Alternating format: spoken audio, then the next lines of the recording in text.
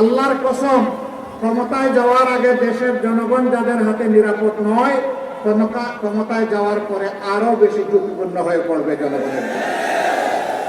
মানুষ বুঝতে পেরেছে, তাই সারা বাংলায় এখন বাঁধ ভাঙা জোয়ার শুরু হয়েছে ন্যায় এবং ইনসাফের পক্ষে। শুধু নোয়াখালী না, আপনারা মনে করতে পারেন এটা বোধহয় শুধু নোয়াখালীতে, না, সারা বাংলায় জনগণ দেখতে পাচ্ছে, আমরা যেখানে যাচ্ছি সেখানে মানুষের ভালোবাসা দেখতে পাচ্ছি।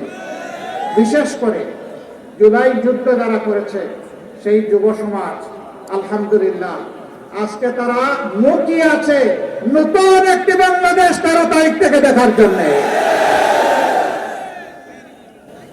আজ যুবকরা সিদ্ধান্ত নিয়ে ফেলেছে, তারা কি আধিপত্যবাদের যারা দূষক তাদের পক্ষ নেবে, নাকি আধিপত্যবাদের বিরুদ্ধে যারা মাথা উঁচু করে দাঁড়িয়ে আছে, মুখ ফুলিয়ে দাঁড়িয়ে আছে তাদের পক্ষ নেবে। তারা সিদ্ধান্ত নিয়ে ফেলেছে। তারা বুঝতে পেরেছে জুলাইয়ের যে চেতনা, যে আকাঙ্ক্ষা, এটা কাদের দ্বারা বাস্তবায়ন হবে তারা বুঝতে পেরেছে। তাদের বুঝ একদম স্পষ্ট। মায়েরা বুঝতে পেরেছেন, বোনেরা মেয়েরা বুঝতে পেরেছেন তাদের জীবন ইজ্জত সম্পদ কার কাছে নিরাপদ। এই জন্য তারাও সিদ্ধান্ত নিয়ে ফেলেছেন